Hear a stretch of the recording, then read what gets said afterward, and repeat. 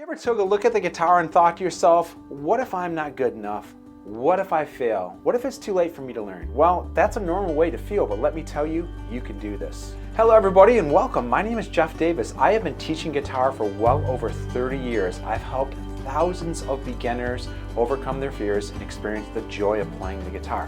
But there's something I've learned that goes way beyond learning the guitar, something personal I'd like to share with you. Not long ago, I survived a heart attack.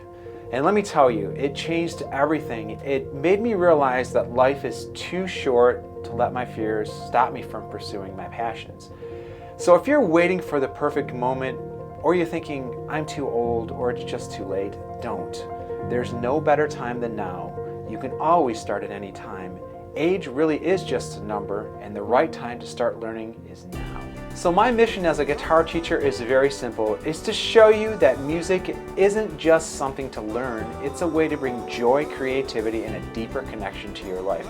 I believe everyone deserves a chance to experience the power of music. So whether you're 18 or you're 80, it's never too late to start.